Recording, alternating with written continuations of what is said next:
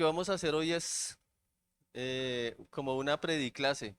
No va a ser ni una predicación, ni va a ser una clase, va a ser una mezcla de ambas cosas. Entonces, este espacio particularmente va a ser como una prediclase. De ahí para allá vienen otras tareas, talleres y actividades especiales que seguramente van a disfrutar mucho y le pido al Señor que en verdad las puedan disfrutar. Yo no voy a participar sino solamente en esta parte. Y lo que vamos a hacer ahora es reflexionar un poco en este espacio, en la palabra del Señor, pero no como usualmente lo hacemos en una predicación dominical, donde vamos a un texto y nos centramos en ese texto. Hoy vamos a ver, de hecho, dos textos particularmente, y a la luz de esos dos textos de la Escritura vamos a considerar otro y vamos también a reflexionarlos de forma muy práctica. Espero que sea lo suficientemente práctico para su vida como mujer, para la vida de las mujeres que están aquí presentes. Algunas de ustedes jóvenes, solteras, otras de ustedes casadas, jóvenes todavía, obviamente. Sí, sí. Otras con nietos, pero igualmente jóvenes, o sea, no, en todos sus contextos. eh, que como mujeres realmente sea un tiempo o un espacio que les pueda generar reflexión y crecimiento para sus vidas. Em, en el primer siglo, estamos hablando o estoy pensando en el momento en el que nuestro Señor Jesucristo se encarnó, vino, tomó la forma de hombre sin dejar de ser Dios. Y siempre digo esto porque es necesario para mí aclarar y que la iglesia sea instruida en eso. Sin dejar de ser Dios eterno, se hace hombre. Eso es un misterio impresionante. Em, y en la sociedad del primer siglo, donde Jesús, caminando sobre esta tierra, empieza a ejercer ese ministerio llamando a los hombres y a las mujeres al arrepentimiento y ofreciéndoles la verdadera seguridad de salvación, porque eso fue lo que el Señor hizo, a través de su obra en la cruz y su muerte y resurrección que vinieron después. La sociedad de su momento había degradado a las mujeres. ¿No? Les había puesto como un estatus de segundo o tercer lugar o algo más hacia ese punto, degradándolas. Sin embargo, Jesús manifestó una consideración especial hacia las mujeres. Y muchas veces las personas de nuestra sociedad piensan que el cristianismo es machista, ¿no? Es machista porque su percepción es que hay textos en la Biblia donde la mujer es degradada, donde la mujer es maltratada, pero realmente eso no es verdad. Y hoy justamente vamos a ir a esos textos específicamente para reconocer por qué podemos afirmar que no es verdad y que por el contrario Jesús trató con una consideración especial a las mujeres. Él las reconoció y las elevó de ese trato degradante que venían recibiendo a un lugar sin ir más allá de lo que les correspondía. Y ahorita vamos a entender eso un poco mejor. Las elevó al lugar correspondiente, al lugar correcto que una mujer debe ocupar. Pensemos, por ejemplo, en el ejemplo de cómo trató a su madre, a María. No vemos en la escritura ningún trato que fuese degradante, ni en el inicio de su ministerio, ni aún muriendo en la cruz. Todo lo contrario, veló por el cuidado de ella, incluso estando en la cruz. ¿Se acuerdan? ¿Cierto? Se la encomendó a Juan. He aquí a tu madre, madre, he aquí a tu hijo, y desde ese día Juan la recibió en su casa. Eso no es un trato degradante, es un trato bastante respetuoso y amoroso hacia ella. La mujer samaritana en el pozo recibió de Jesús un trato especial, tanto que los apóstoles cuando llegaron se sorprendieron doblemente. Se sorprendieron de que estaba hablando con una mujer samaritana, lo cual en esa época no se hacía. Un judío no lo hacía, pero además con una mujer. ¿Cierto? Tremendo. Entonces, él no la trató de esa forma. Por el contrario, tuvo una consideración especial para ella. Y podríamos hablar de más. La mujer sorprendida en adulterio, en Juan, ¿se acuerdan? De ese mensaje que vimos recientemente en la predicación. La trató de una forma impresionante. Ninguno te condena, yo tampoco te condeno. Marta y María, las hermanas de Lázaro, también fueron tratadas de una forma, con una consideración especial por Jesús. Las mujeres frente a la tumba, en el momento en el que el Señor resucita. también fueron tratadas por el Señor con una consideración especial. Entonces, realmente lo que vemos del trato de Jesús hacia las mujeres es eso, es una consideración y un cuidado especial que ellas no recibían en su contexto social. Así que todo lo opuesto a lo que a veces la sociedad promueve es la realidad. El cristianismo no es ofensivo contra la mujer ni denigrante contra la mujer, sino que es lo opuesto. Tiene una consideración especial para ustedes las mujeres. Gálatas 3:28 dice, ya no hay judío ni griego, no hay esclavo ni libre, no hay varón ni mujer, porque todos ustedes son uno en Cristo Jesús. Conforme a a la acción de Jesús, conforme a lo que Jesús manifestó en su ministerio hacia las mujeres, el Evangelio de Jesús revela la misma inclinación de cuidado, de respeto y de valorar, perdón, a las mujeres. Y cuando el Evangelio es expresado por los apóstoles, en este caso particular, por Pablo escribiendo su carta a los Gálatas, dice, ya no hay judío ni griego, ya no hay esclavo ni libre, ya no hay varón ni mujer, porque todos ustedes son uno en Cristo. Esta declaración de Gálatas 3 es fuerte en el contexto de la sociedad del primer siglo, porque estas eran las rivalidades de la sociedad. Estas reflejan las rivalidades de lo que estaba ocurriendo en el contexto del primer siglo. El judío contra el griego. ¿El judío cómo se sentía? Superior. Somos el pueblo elegido, entonces el griego no es digno de nada. Pero el evangelio anula esa rivalidad. El esclavo contra el libre, ¿cierto? O el libre contra el esclavo. Y el hombre contra la mujer. No hay varón ni mujer. No es que esté anulando que hubiese judíos o griegos, ni que hubiese esclavos o libres, o que hubiese hombres y mujeres, porque eso seguía en la sociedad. Lo que está anulando, ¿qué es? La barrera, la división, ¿cierto? La enemistad. Eso es lo que hace el Evangelio. El Evangelio derriba la enemistad. ¿Por causa de qué? De Cristo, de la obra de Cristo. Entonces, esas mismas rivalidades, ya con otras etiquetas, siguen presentes en nuestra sociedad. Tal vez nosotros no vemos la rivalidad entre judíos y griegos, o entre esclavos y libres, o entre hombres y mujeres, ¿o sí? Todavía, ¿cierto? Pero quizás con otras etiquetas. Hoy siguen presentes en nuestra sociedad marcadas por el humanismo, es decir, por la corriente de que el hombre esté en el centro. eh, esa corriente que busca finalmente quitar a Dios del centro y que el hombre ocupe ese lugar. Y cuando hablo del hombre es el varón y pensamos en el machismo, ¿no? Si ponemos al hombre en el centro y lo exaltamos, entonces eso a la larga puede ser llamado machismo, sin problema. Pero si quitamos a Dios, ya no ponemos al hombre, sino ponemos a la mujer, ¿cómo se va a llamar eso? Feminismo. Y ni lo uno ni lo otro, es correcto. Ambas cosas son humanismo, finalmente. ¿Quién debe estar en el centro realmente? Cristo. Él es el que debe estar en el centro. Quitar a Dios, pretender quitar, porque realmente nadie puede quitar a Dios del centro, pretender quitar a Dios y poner al hombre o poner a la mujer o cualquier otra cosa creada es algo incorrecto. Lo que vamos a ver hoy o el tema de este mensaje o esta predicharla es el Evangelio para una feminidad virtuosa.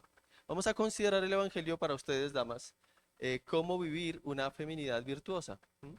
Y yo no les voy a enseñar a ser femeninas, porque pues yo no soy, yo soy un hombre. Pero la escritura sí les da parámetros de cómo vivir a ustedes como damas, como mujeres, una feminidad virtuosa en la etapa de su vida que usted se encuentre y en las circunstancias particulares que usted se encuentre. Usted puede ser una mujer joven, soltera, o una mujer mayor, viuda, separada o casada. En cualquier etapa en la que usted se encuentre, el Evangelio le va a dar las pautas para una feminidad virtuosa. Y el propósito de este espacio es que usted pueda reconocer la sabiduría que el Evangelio le otorga a usted para la práctica de la mujer creyente, para su práctica como mujer creyente. ¿Ahí se ve bien? ¿Sí? Listo. Entonces, ¿cómo vamos a ver eso? Le dije que íbamos a tratar algunos pasajes, no nos íbamos a centrar en uno solo. Primordialmente nos vamos a centrar en dos, vamos a ver dos aspectos. El rol de la mujer virtuosa, soltera y casada, esto lo vamos a ver en 1 Timoteo 2, 8 al 15. Y ahí eso va a ser muy práctico, la idea es que usted pueda examinarlo en su vida práctica. Y esto es para todas las damas aquí presentes, solteras y casadas. Ahí entran todas. Eso lo vamos a dividir en dos aspectos. Su rol de buenas obras, al tiempo que cuida su apariencia, y su rol de aprendizaje de la palabra. Y luego vamos a ir a otro pasaje de las Escrituras, 1 Corintios 7, 1 al 5, el rol de la mujer virtuosa casada. Cuando vayamos a ver eso, las no casadas les toca salirse, van y se toman un tinto y vuelven a la media hora. No, ahí también las solteras se pueden quedar porque de seguro este aspecto de la escritura les va a generar también edificación a ustedes solteras. ¿Listo? Entonces vamos a iniciar con el rol de la mujer virtuosa, eh, considerando tanto a la soltera como a la casada. Voy a ir leyendo y vamos exponiendo. El Evangelio no propone una idea igualitaria entre el hombre y la mujer. ¿Cierto? ¿Se ha escuchado de que somos iguales hombres y mujeres? ¿Está de acuerdo? Algunas sí, otras no. Sí, no, sí, no sé. Sí, pero no. Ok. El Evangelio no propone el sentido igualitario o el igualitarismo que escuchamos socialmente. Porque el igualitarismo y la palabra que más se usa no es igualitarismo, sino feminismo. Dice, hombres y mujeres somos iguales, no tendría que haber ninguna diferencia. ¿Y eso es verdad? No es verdad, porque sí hay diferencias. ¿Mm? Entonces la postura del Evangelio, la postura de la Biblia, no es que sean iguales hombres y mujeres. Esa no es la postura. El Evangelio lo que propone o lo que hace es una propuesta complementarista o un complemento. ¿Qué significa? Sostiene que hombres y mujeres efectivamente son iguales en valor y en dignidad ante Dios. ¿Está de acuerdo con eso? Hombres y mujeres son iguales en valor y en dignidad ante Dios. Sin embargo, no anula la diferencia que Dios le otorgó en su diseño al hombre y a la mujer. Porque el hombre y la mujer por diseño sí tienen cualidades diferentes. ¿Está de acuerdo o no está de acuerdo? ¿Alguien no está de acuerdo que levante su mano para una consejería al final? Hay diferencias. Ay, usted está diciendo mentiras. Somos exactamente iguales. Bueno, ¿cuánto se demora el hombre corriendo los 100 metros libres? 8 segundos algo. No tengo ni idea, tendría que tener ese dato ahí exacto. ¿Cuánto se demora una mujer corriendo esa misma distancia? Atleta, más. ¿Somos exactamente iguales? No. No es que tengamos que competir para ver si el hombre y la mujer pueden correr al mismo ritmo. No. Él tiene un diseño y ella tiene un diseño. Es distinto, ¿cierto? Vamos a ponerlo desde el otro lado. ¿Cuánto se demora una mujer en concebir a un bebé después de que queda en embarazo? 9 meses. ¿Cuánto se demora un hombre?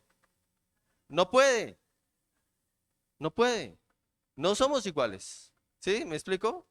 Hay un diseño diferente. ¿En qué sí somos iguales? En dignidad delante de Dios, en valor delante de Dios. En eso somos iguales.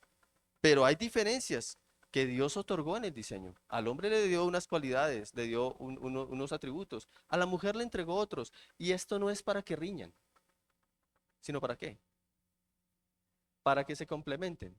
Ah, pero yo soy soltera. Para que se complementen. Porque ese complemento y ese diseño de Dios es igualmente importante y necesario para el funcionamiento adecuado de la familia, de la iglesia y de la sociedad. No es exclusivo para el matrimonio. ¿Aplica en el matrimonio? Sí. ¿Pero es exclusivo para el matrimonio? No. ¿Se necesita el rol de la mujer en la familia? Sí, claro. ¿En la iglesia?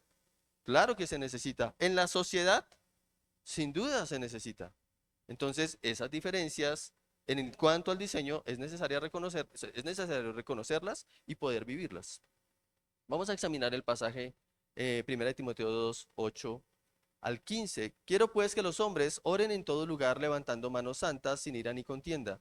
Asimismo que las mujeres se atavíen o se vistan de ropa decorosa, con pudor y modestia, no con peinado ostentoso, ni oro, ni perlas, ni vestidos costosos, sino con buenas obras, como corresponde a mujeres que profesan piedad.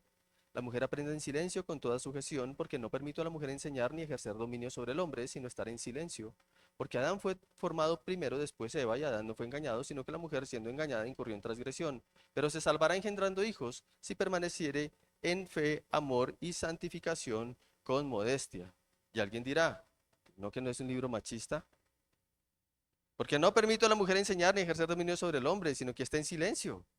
¿Eso no es machista? ¿No le siente algo aquí en el estómago? ¿Cierto? Ok, bueno, vamos a entender si el poder femenino dice, hace Karen por allá. Vamos a entender qué es lo que está diciendo el Evangelio en estos términos.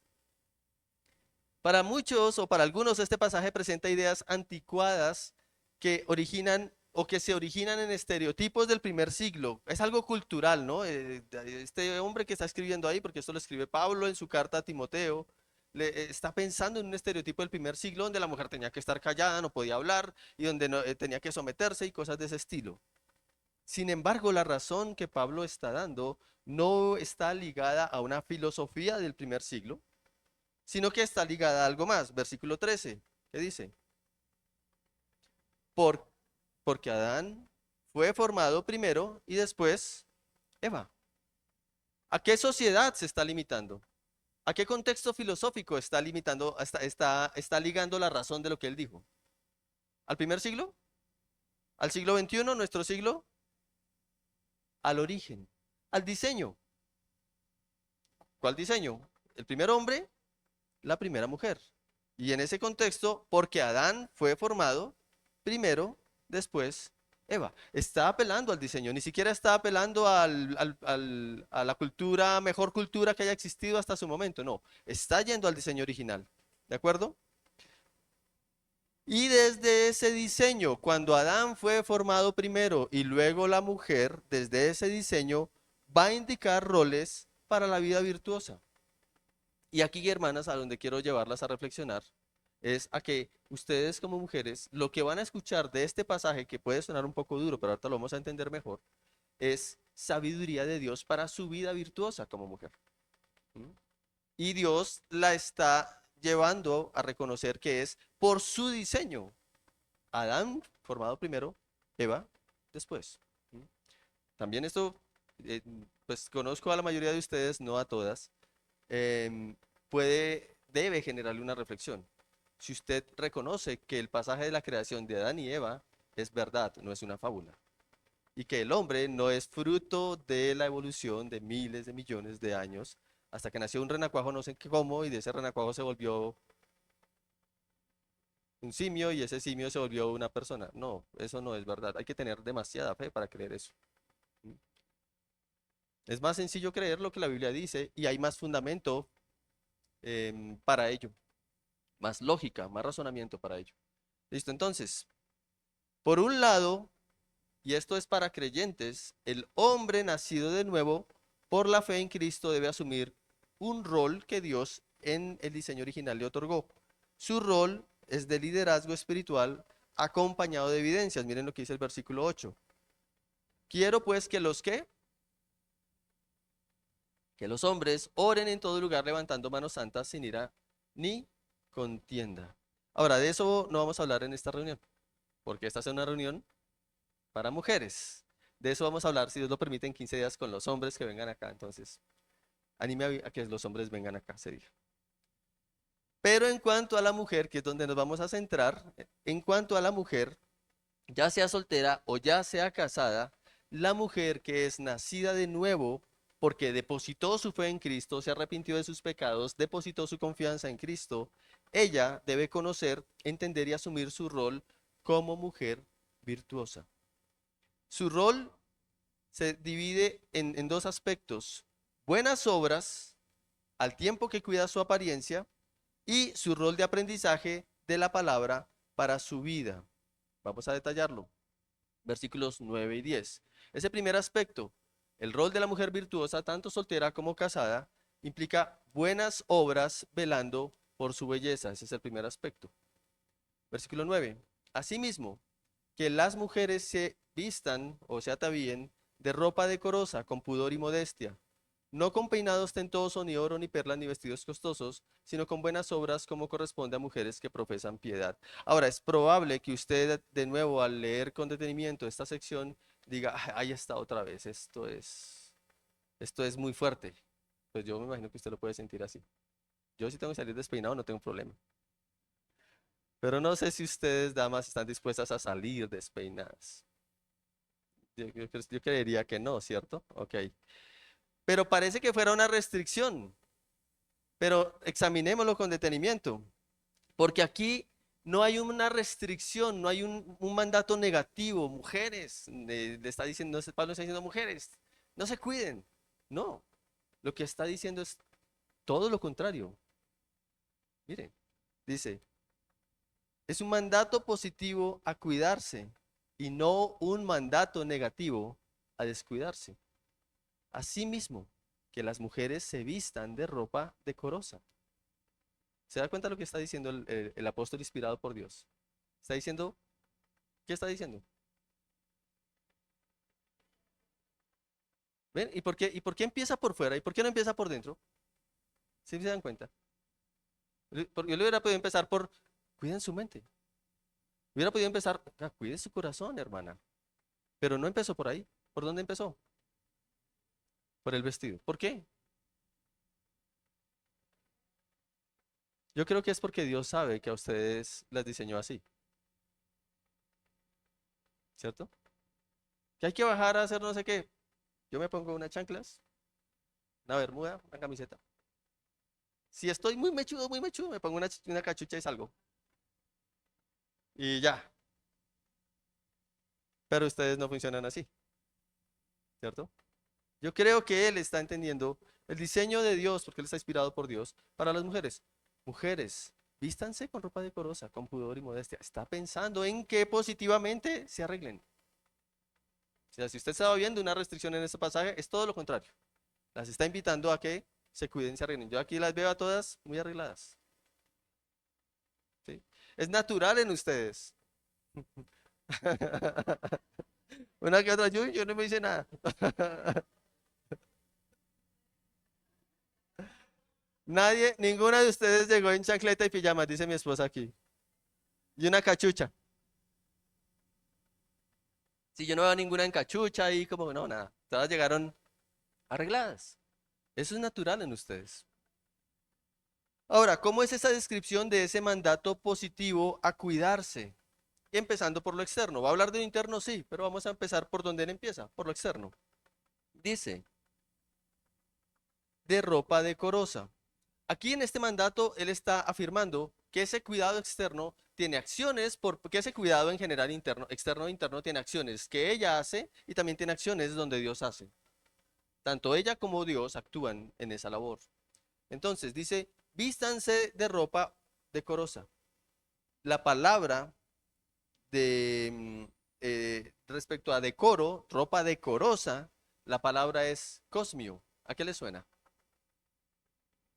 Cosmos, muy bien. Esa es la palabra semejante. Cosmos. Y cuando piensa en el cosmos, ¿en qué piensa?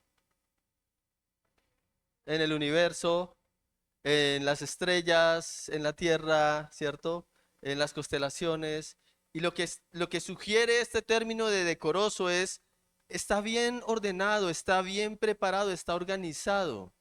¿Cierto? Cuando se apunta un telescopio, esos telescopios gigantes que hay en la Tierra o que ya están en la órbita, y miran y apuntan al universo que encuentran. Armonía, orden, armonía. Constelaciones organizadas, un sistema que gira en orden, ¿cierto? Pues él les dice eso. Vístanse de ropa decorosa. ¿Cómo? Vístanse de forma ordenada, bien preparada, organizada. Tal vez varios de ustedes, si no lo hacen, no se sientan señaladas ni juzgadas, ni mucho menos, pero tal vez varios de ustedes dijeron, mañana voy a salir. ¿Qué voy a poner mañana?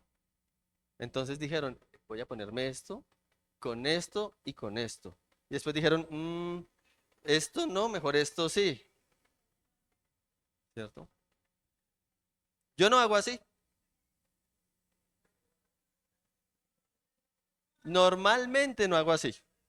A menos de que tenga algo especial al otro día, yo ahí sí digo, bueno, no, yo no voy a contar mi vida, sino a predicar.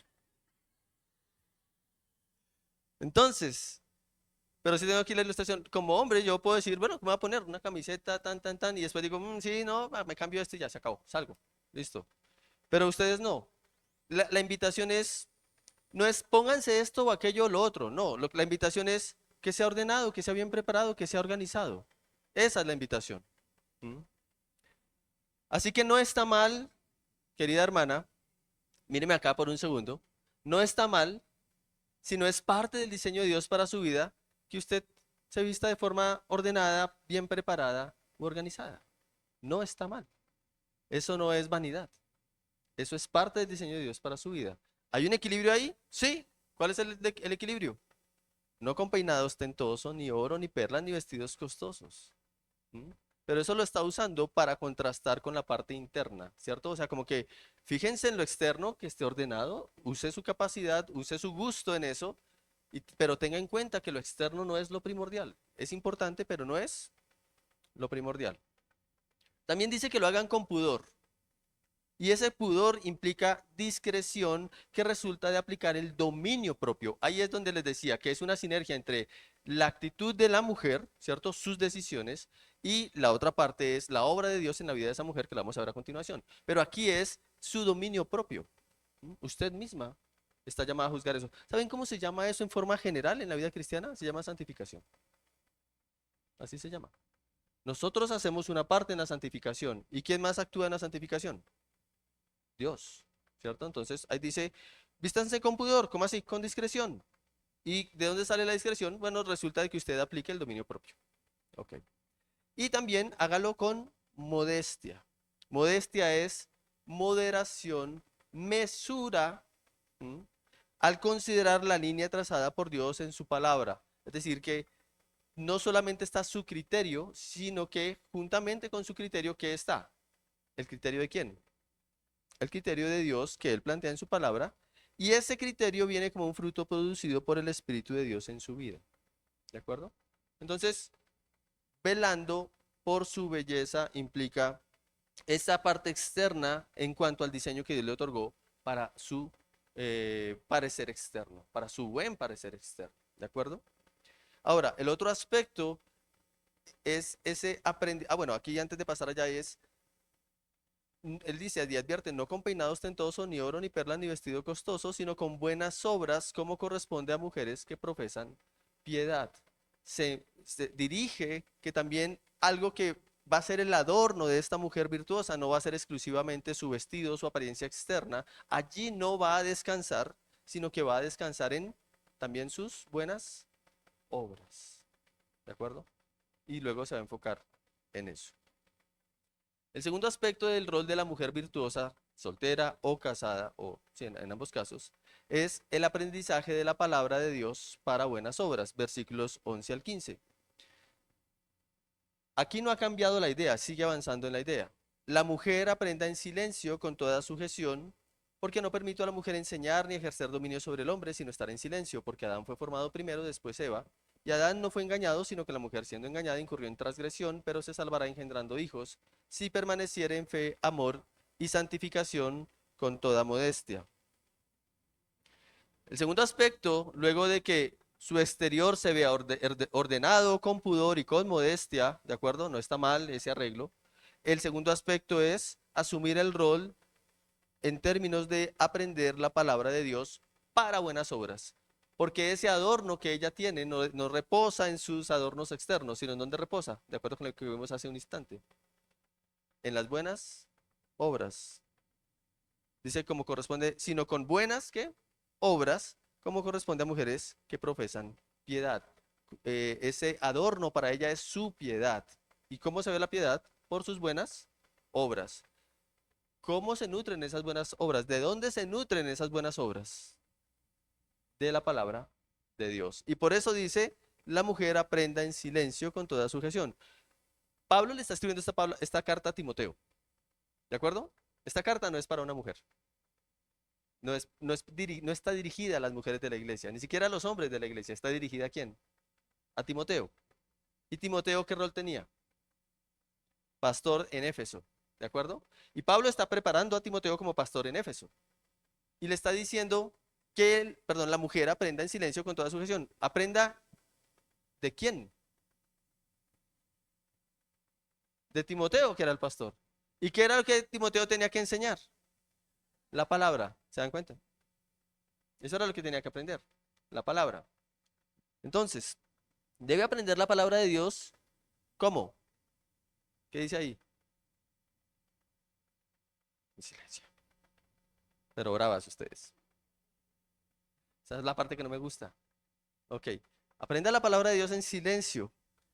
Silencio no se refiere necesariamente a no emitir palabras. ¿Ok? No se refiere a que entonces me tengo que estar callado. No puedo decir nada. Como no puedo decir nada, yo nunca puedo hablar nada. Sí, sí, claro. Pero no son machistas, no. Pero no puedo decir nada. ¿Cierto? Ah, si no es machista, pero no puedo decir nada, listo. No. Silencio no se refiere necesariamente a no emitir palabras, aunque la palabra la palabra original griega se puede usar para eso. En este caso, se trata más bien de la calma inducida por Dios en su vida. Que la mujer aprenda con esa calma que Dios induce en su vida. Y ahorita en unos ejemplos me voy a explicar mejor. Es que ella pueda cesar del bullicio para que pueda prestar atención. Es eso.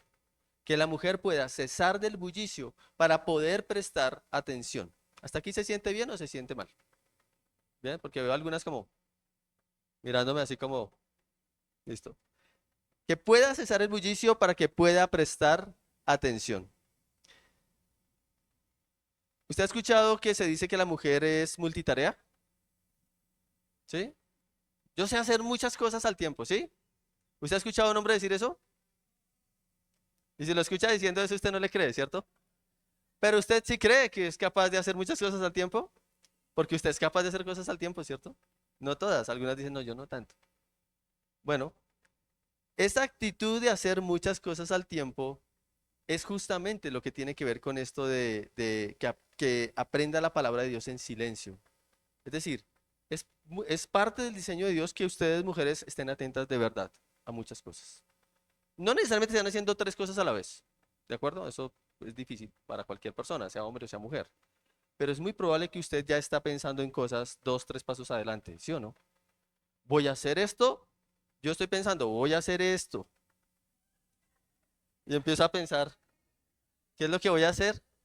Ah, para hacer esto yo necesito esto y esto. Anoche me pasó algo. Me llamó un hermano de la congregación. Pastor, ya terminamos la actividad que estábamos haciendo. Ya tengo las llaves.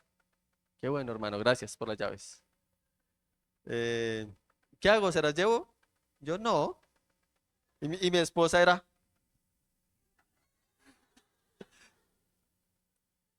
Y yo, espérame que mi esposa me está regañando. Yo, pues que ya tiene las llaves, ya, ¿qué le más le digo? Pero ¿se las llevo? ¿Qué hago? No, no, esta semana yo te busco. Y mi esposa era. Y yo, espérame que me está regañando otra vez. ¿Qué me dices? Le digo a mi esposa, ¿qué es lo que quieres? Me dice, pues que mañana hay el evento y cómo vamos a abrir. No había llaves para abrir. Y yo, ay, pues sí. Le dije, no, sí, no, ven, sí, gracias, si me las puedes traer, te agradezco. Y él llegó con las llaves como a la media hora. Yo estaba con el momento, pero ella estaba un día adelante, ¿no?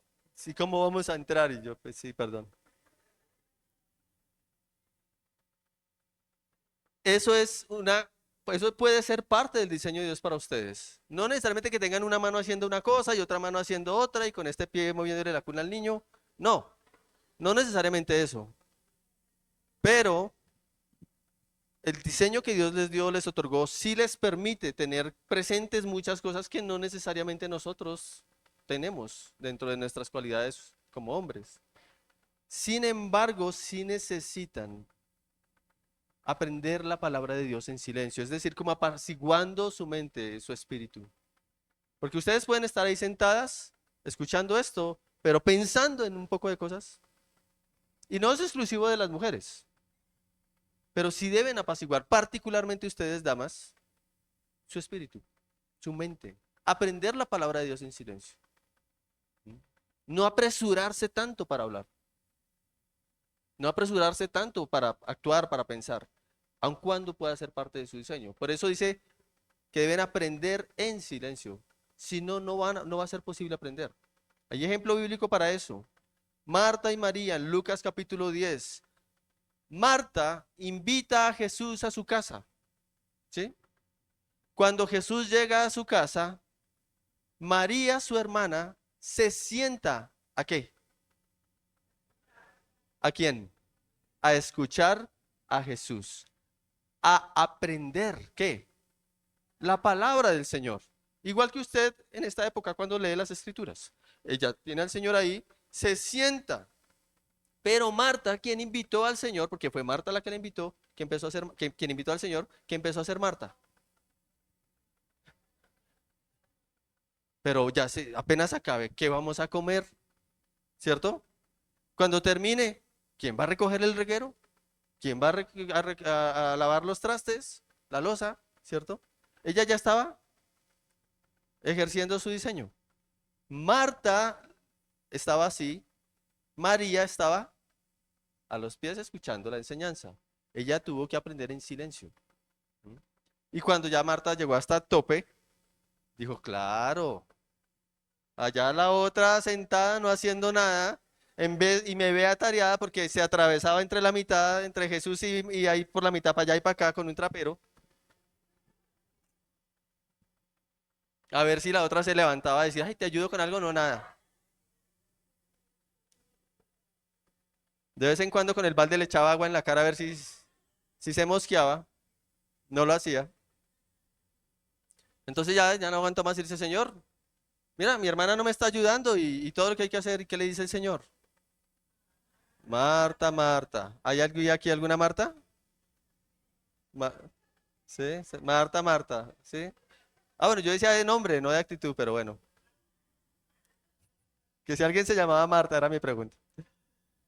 Marta, Marta, afanada, turbada estás. Mira, María ha elegido la mejor parte y no le va a ser quitada. ¿Cuál parte? Aprender la palabra de Dios, del Señor, en silencio.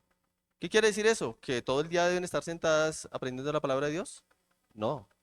Pero que cuando es el tiempo de aprender la palabra de Dios, hermanas, por diseño ustedes tienen que trabajar en escuchar a Dios,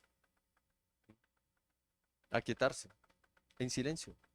No es no es un mandato machista, es un mandato que está considerando el diseño. Su capacidad debe ser sometida a. ¿De acuerdo?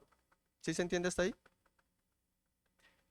Además dice, con toda sujeción, porque no permito a la mujer enseñar ni ejercer dominio sobre el hombre, sino estar en silencio. Ahora, esto es interesante, ¿se lo está hablando a mujeres casadas? A todas, solteras y casadas. También dentro del diseño y a causa de la caída, ¿qué pasa con la mujer respecto a los hombres? ¿Qué quieren? No permito a la mujer enseñar ni ejercer dominio sobre el hombre. La mujer tiende a eso. ¿A qué? A ejercer dominio sobre el hombre. ¿Mm? Si usted dice, no, yo no soy así,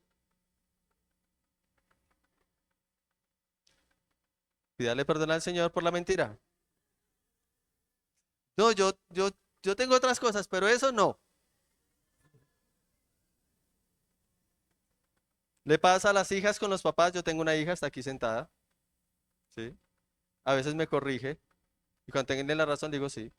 Cuando no tiene la razón, le digo, Y cuando me quiero dominar, le digo menos. Y tengo una esposa, entonces ahí sé lo que es eso. Tengo una mamá, tengo una hermana, tengo sobrinas. Y ustedes, hermanas, también.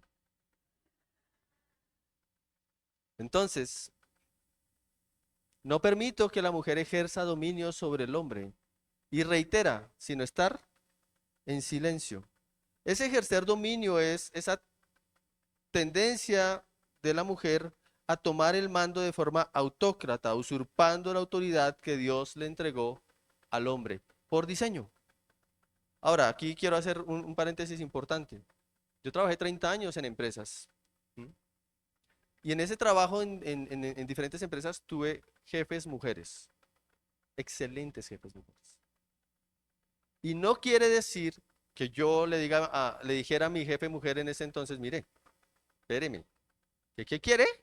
Aquí dice que usted no puede ejercer autoridad sobre mí. No está hablando de eso.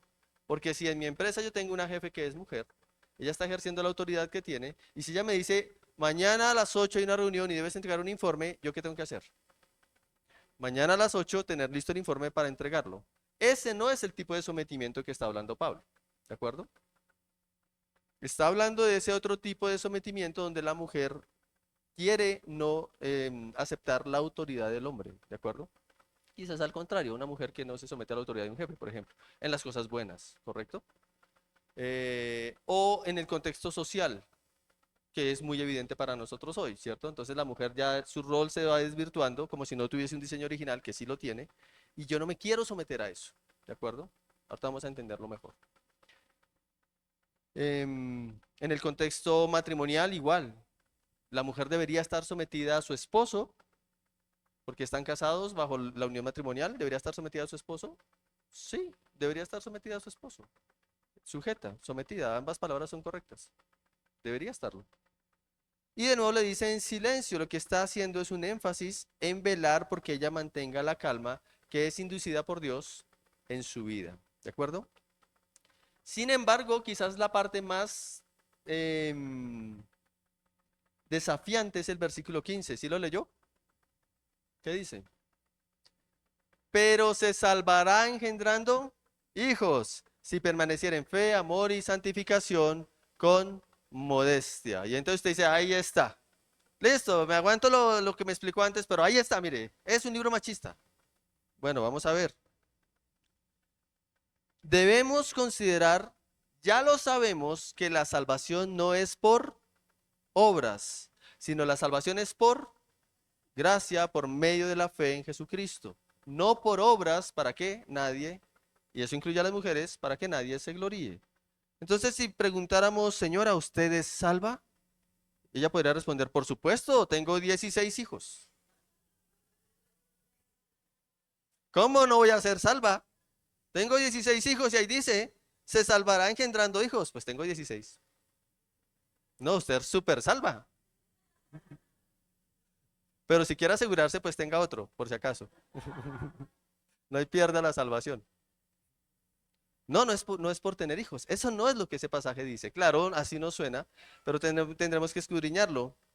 En 1 Corintios 3:15, Pablo hace el uso de esta misma palabra de se salvará engendrando hijos, se salvará. Hace uso de nuevo de esa palabra y miren cómo la expresa en 1 Corintios 3:15. Si la obra de alguno se quemare, él sufrirá pérdida, si bien él mismo será salvo, aunque así como por fuego.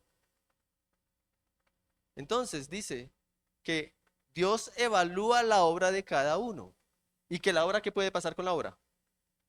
Se puede echar a perder, ¿de acuerdo? Sin embargo, la persona, ¿qué va a pasar con la persona?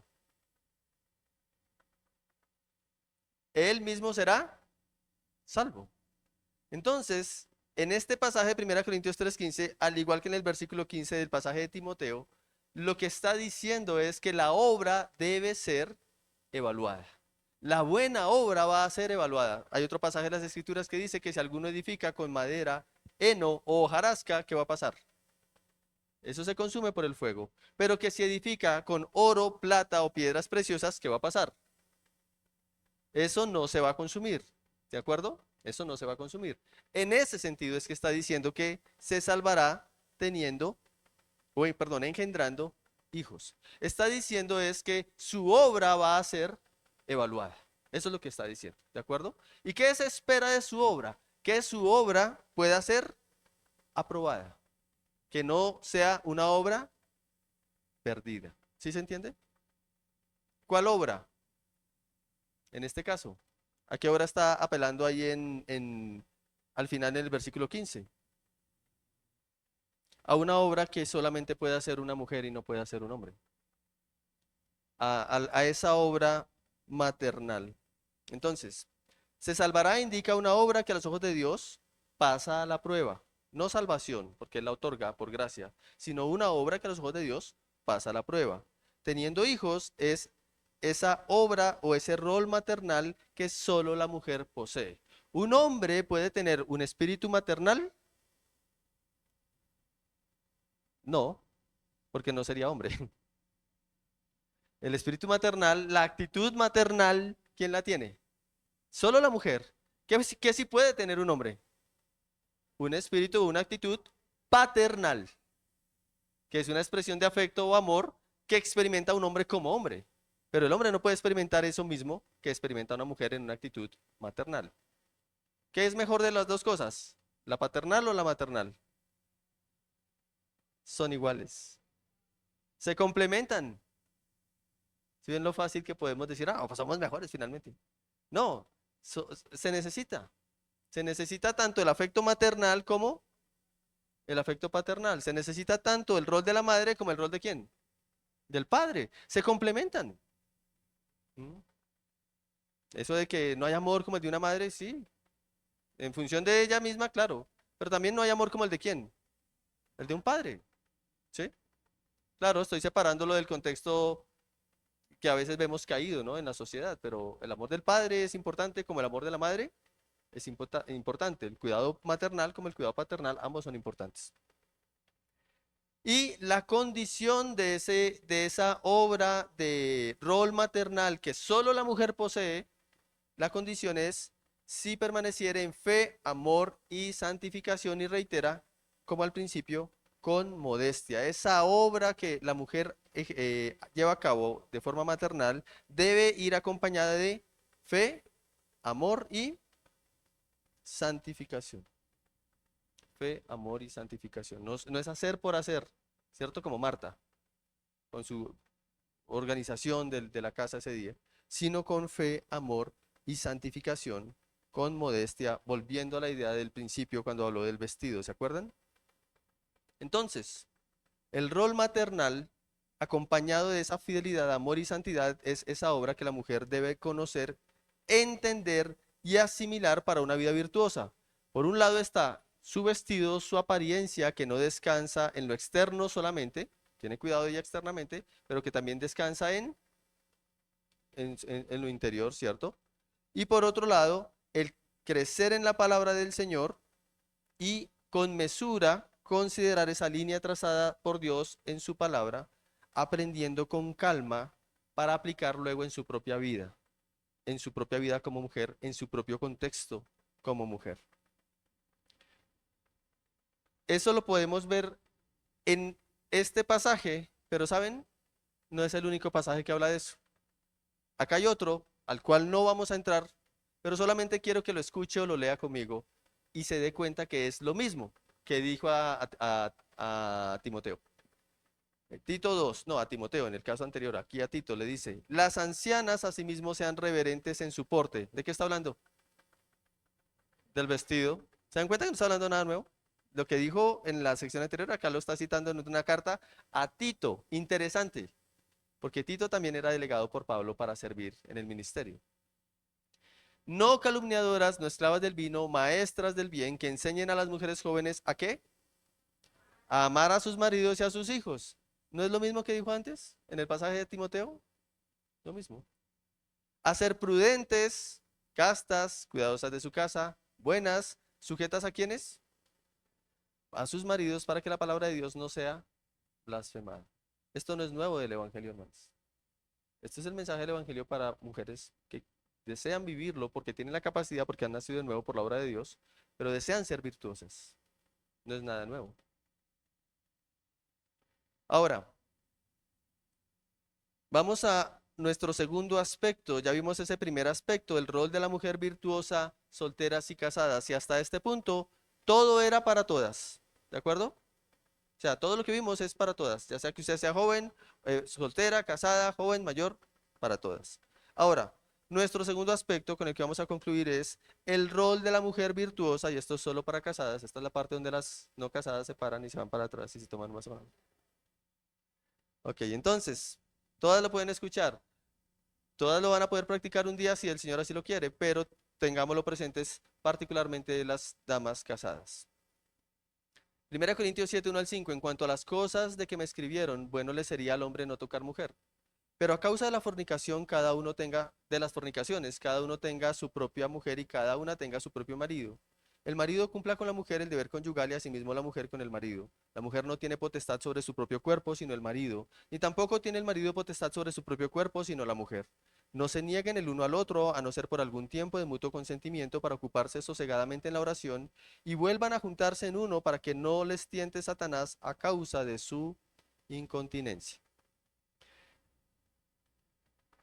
la mujer y el hombre también cumplen un rol distintivo y complementario diseñado por Dios desde el principio en cuanto a la sexualidad. Ahí también hay roles que se complementan. Y ese rol ha de cumplirse de manera exclusiva dentro del contexto matrimonial. ¿Dónde? Dentro del matrimonio, dentro del contexto matrimonial. Dice el versículo 2, pero a causa de las fornicaciones, cada uno tenga su propia mujer. ¿A quién está hablando? A los hombres. Cada uno cásese y tenga su propia mujer. ¿Cuántas? Una sola mujer. Y luego dice, y cada una, ¿a quién le está hablando? A la mujer, tenga su propio marido. ¿Cuántos maridos? Uno. Está hablando al matrimonio, ¿se dan cuenta? No le está hablando a... esto es para el matrimonio, ¿de acuerdo? Ok. La relación sexual sin matrimonio constituye el pecado de la fornicación. Si se practica la sexualidad sin haber tenido un vínculo matrimonial delante de los ojos de Dios, eso es un pecado. Se llama ¿cómo? Fornicación. Y para los que son casados, la relación sexual con otra persona diferente a su cónyuge es el pecado del adulterio. Ya soy casado, tengo esposo o tengo esposa, en el caso de las damas tengo esposo, en el caso de los hombres tengo esposa, y tiene relaciones por fuera de su matrimonio con alguien más, eso es adulterio. Y tanto la fornicación como el adulterio son pecados que Dios aborrece. Fornicación y adulterio son pecados que Dios aborrece. ¿Mm? No debemos minimizarlos. Por lo menos no la mujer virtuosa, por lo menos no la mujer creyente. Y los aborrece tanto como el resto de los pecados. Alguien puede decir, no, yo miento, pero yo, fornicación, no, adulterio, no. Bueno, las tres cosas son aborrecidas por Dios. ¿Dios acaso no aborrece la lengua mentirosa? Aborrece la lengua mentirosa. ¿Y aborrece la fornicación? Sí. ¿Y aborrece el adulterio? Sí. ¿Quieres saber cuánto aborrece Dios la fornicación y el adulterio? Lea el Antiguo Testamento. Porque una y otra vez Dios usa esa figura para decir, Israel es una mujer adúltera. ¿Sí o no? Y ahí usted va a entender cuánto Dios aborrece el adulterio, la fornicación. Se fue tras sus amantes y me dejó a mí. ¿Cierto? Es impresionante. Dios lo aborrece. Em, y luego lo que está haciendo este pasaje es enseñar acerca del cumplimiento del rol dentro del contexto matrimonial, lo cual es santo. La intimidad sexual dentro del matrimonio es vista por Dios como santa. Nunca ha sido vista por Dios como algo pecaminoso. Ya, es mi esposo, en el caso del esposo es mi esposa, Dios bendice esa relación. Bendice la intimidad dentro del matrimonio. Dios no la ve como algo perverso o pecaminoso. Eso es muy de la enseñanza católica, ¿sí sabía? ¿Mm?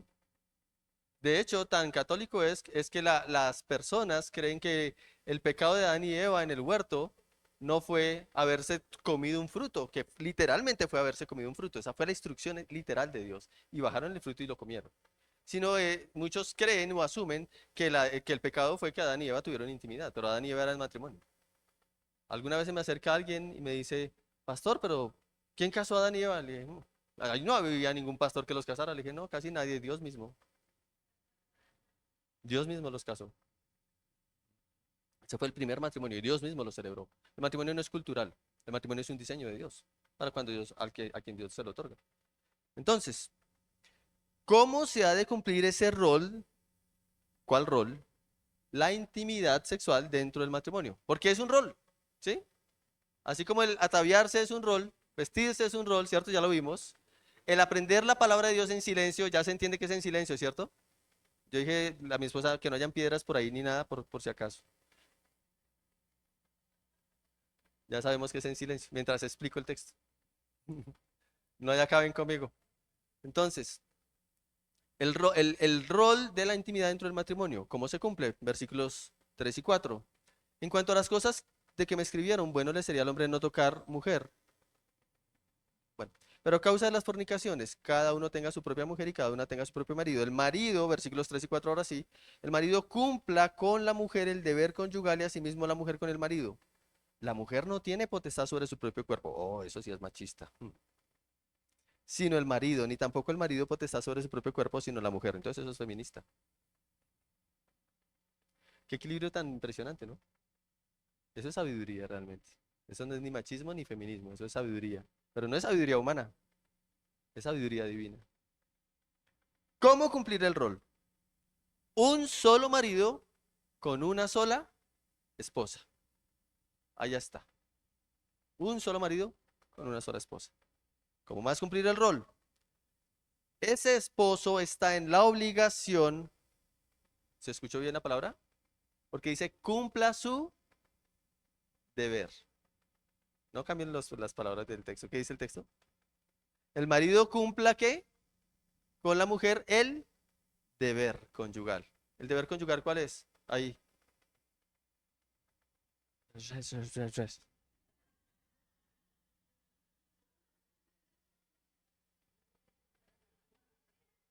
No, yo no puedo decir eso, pastor. Pues ahí está en la Biblia. ¿Qué hace cuando lee ese pasaje? ¿Lo pasa, tiene tachado ahí en rojo? ¿Qué hace? Debe cumplir su deber con él. Ella con él con ella, ¿cierto? La intimidad sexual. Ok.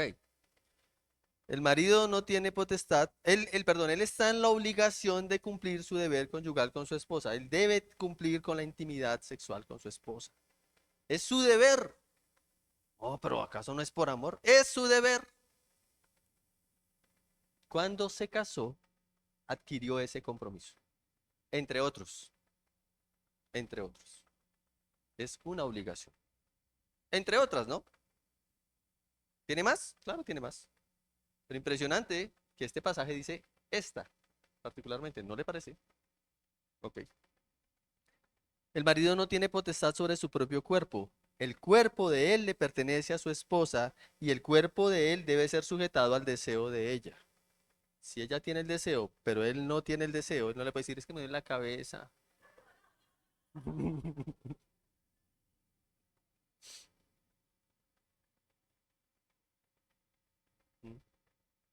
Pues si le duele la cabeza, pues bueno, pero pues si no le duele la cabeza, pues no, no salga con ese cuento.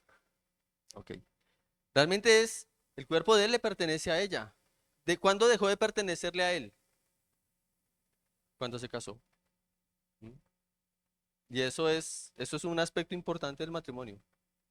Ya, su cuerpo no es suyo, es de ella, señor marido. Señora esposa, su cuerpo no es suyo, es de él. Eso no es machista. Quiero que lo entienda desde el Evangelio. ¿Qué hizo Cristo cuando fue a la cruz? ¿Qué entregó? Su cuerpo. El que dijo su vida, gracias por la metáfora. Su cuerpo. Él entregó su cuerpo. ¿No le parece impresionante? Para ser clavado en una cruz. Eso es el Evangelio. En la intimidad del matrimonio. ¿Por qué entregó Cristo su cuerpo? Por la iglesia, ¿cierto? ¿Y cuál sería la actitud que lo movió?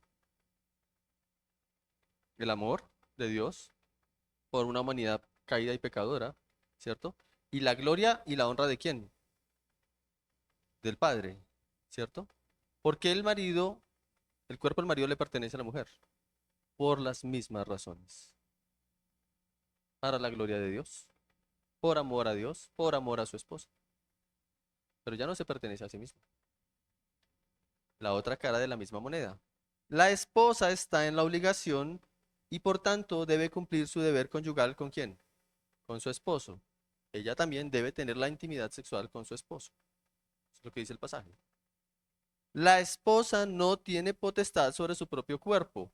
Y de nuevo, para que quede en su mente y lo pueda reflexionar cuando vuelva a leer este pasaje en Primera de Corintios 7, es a causa del Evangelio. Cristo se entregó su cuerpo en una cruz. Bueno, ¿estamos reflejando eso en el matrimonio? Sí, es que el matrimonio es un reflejo de la unión entre Cristo y la iglesia, tan literal en muchas cosas que uno se sorprende. ¿Y dónde queda mi autonomía? No, pues el día que te casaste se acabó. ¿Sí? ¿Dónde queda mi libertad? Se acabó el día que te casaste, hermana. Y solteras, el día que se casen se va a acabar. Por eso Pablo dice, el soltero tiene que ocuparse de las cosas del mundo, sirviendo a su marido o a su esposa, mientras que perdón, el casado tiene que ocuparse de las cosas del mundo, sirviendo a su esposa o a su esposo, mientras que el soltero solo se ocupa de las cosas del Señor. Y ahí no está usando el término mundo en término negativo. Su esposo y su esposa son de este mundo ya. Y es algo positivo. Entonces, ahora el cuerpo de ella le pertenece a su marido y se sujeta al deseo de él. Si él la busca, ella ya no puede decir, ay, pues que yo no quiero. ¿Cuándo quiere? Para yo pasar, para yo estar pasando, para yo estar pasando por ahí.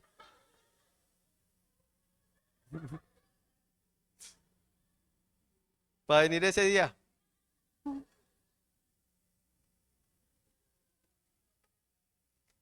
No, ella debe estar dispuesta porque es difícil que ambos tengan el deseo al mismo tiempo. Hay momentos donde sí, sin duda.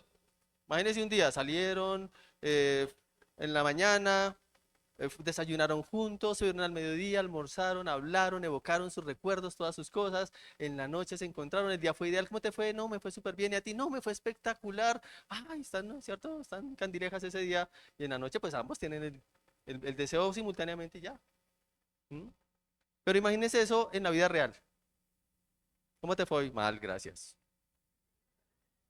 Los niños se portaron tenaz, tú no sabes, no te imaginas. En la oficina me fue terrible, no sé qué, hice más. ¿Y ahora usted viene a molestarme o qué?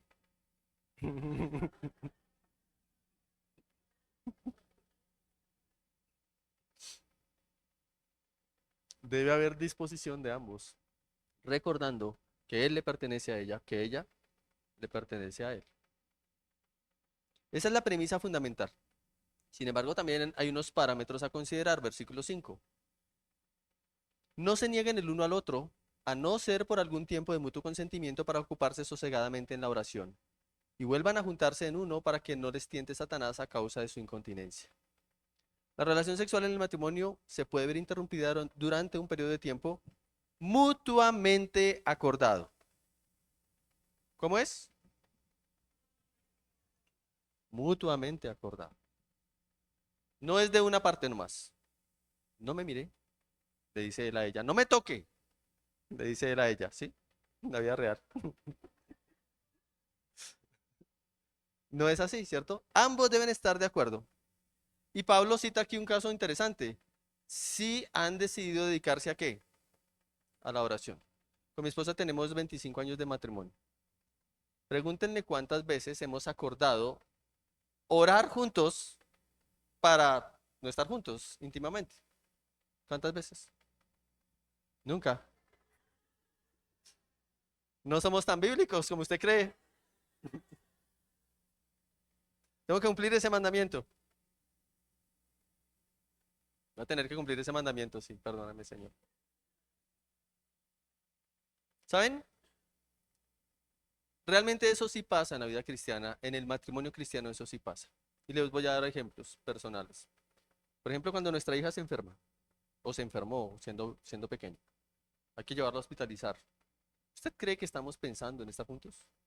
No, pero estamos de acuerdo los dos. Ni siquiera tocamos el asunto. Estamos pendientes, ella está en la clínica, tal vez ella sale, yo entro y la acompaño.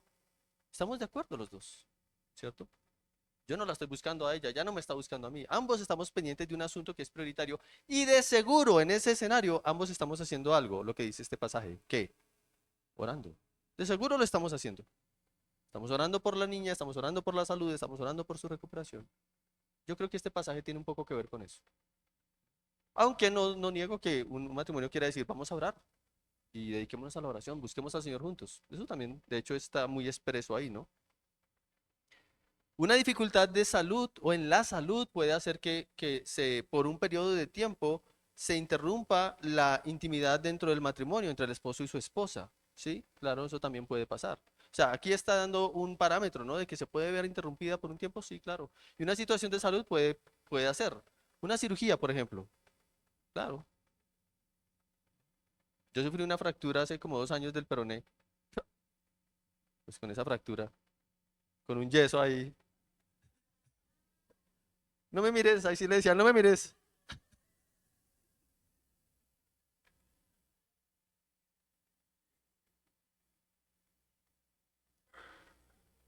Un periodo de duelo, ¿sí? Ahí en temas de salud, ¿cierto? Ahí entran muchos temas. Un periodo de duelo también, ¿cierto? Donde ya no es algo físico, pero sí es algo anímico. No estoy de ánimo, me siento realmente mal, me siento triste. Bueno, oremos juntos, ¿cierto? Le dice el cónyuge al otro cónyuge, el esposo a su esposa o la esposa a su esposo, oremos juntos para que el Señor te fortalezca, para que te anime. Probablemente hay un periodo de tiempo donde la intimidad como tal nos está dando. Y la escritura, Dios en su sabiduría lo está expresando. ¿Se dan cuenta cómo es el Señor de sabio? Es impresionante el Evangelio, hermanas. Sin embargo, en cualquier caso, debe ser por mutuo consentimiento y no solo por uno de los dos cónyuges. ¿De acuerdo? Debe ser, pero es que mi cónyuge no es creyente. Aquí no está diciendo si el cónyuge es creyente o no es creyente. Si es su cónyuge, si se han casado, si él no es creyente o ella no es creyente, debe haber. En el caso de ustedes, si él no es creyente, no debe negarse a su esposo. ¿De acuerdo? En cualquier caso, debe haber mutuo consentimiento. En cualquier caso, debe ser por un periodo de tiempo. ¿M? Dice que no, nos tomamos un periodo de tiempo. ¿Cuánto? 6 años llevamos.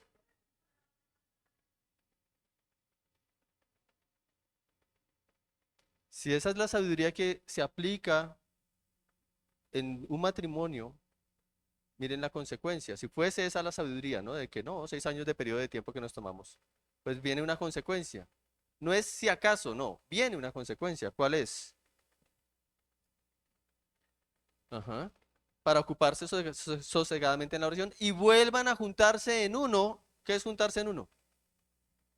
La intimidad sexual, ¿cierto? Vuelvan a juntarse en uno para que no les tiente Satanás a causa de su incontinencia. Si usted decide tener un tiempo largo o el matrimonio, incluso como un acuerdo, dice, no, no tenemos impedimentos para estar juntos, pero vamos a tener 6 años sin mirarnos siquiera. Bueno, no es que si acaso van a ser tentados, no, ya están siendo tentados.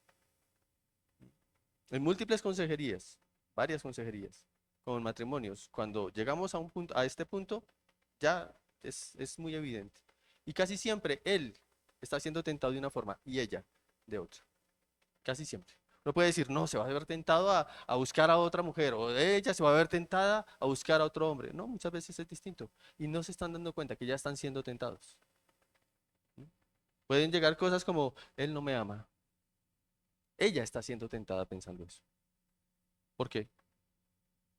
Porque pensaron que su sabiduría era mayor a la sabiduría de Dios en ese sentido, entre otras razones. Negarse mutuamente pone al matrimonio bajo tentación. Por lo general el hombre será tentado, como les dije, de una forma y la mujer de otra, pero ambos serán tentados. Ambos ya estarán siendo tentados, de seguro. Dios diseñó la intimidad sexual como parte del rol dentro del matrimonio. ¿Dentro de qué? Consideraciones finales, si me disculpan ahí si me tomé mucho tiempo.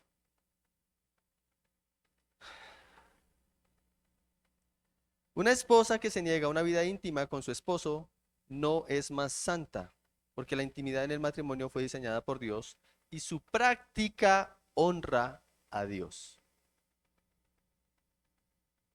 ¿Cómo así? ¿La práctica sexual dentro del matrimonio honra a Dios? Sí. ¿Hay algún versículo para eso? Sí. ¿Cuál? ¿Cuál? Todo lo que hagan, ya sea que coman o beban o hagan cualquier otra cosa, háganlo ¿para qué? Para la gloria de Dios. ¿Comer? Voy a almorzar para la gloria de Dios. Y beber, bueno, aquí está el jugo del almuerzo, para la gloria de Dios. Tener intimidad dentro de mi matrimonio, ¿para qué? Para la gloria de Dios. ¿Saben? Dios no ve al matrimonio cuando tiene su intimidad sexual como, uy, qué horrible. No, lo ve como algo santo. ¿Saben por qué? Porque Él lo diseñó. Él lo diseñó de esa forma.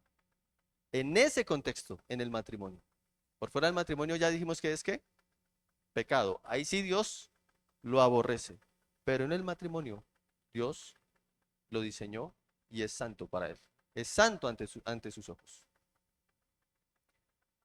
Tener consideración del cónyuge ante una situación que impida la intimidad es algo que las escrituras nos plantea y sí puede ocurrir por un periodo de tiempo limitado. ¿De acuerdo? Es decir, si hay casos donde se debe dar, como lo hablamos ampliamente o en un momento, hace un momento, y eso puede darse dentro del matrimonio. Aquí tenemos una pauta general. Ya dentro del matrimonio, dentro de sus matrimonios, damas casadas, ustedes deberían evaluar con sus maridos cuando una situación de esa se dé y sentarse y hablarlo. ¿Sí? ¿Me explico? Las damas casadas. ¿Hay damas casadas? Levanten la mano. Ah, listo. Listo. Uy,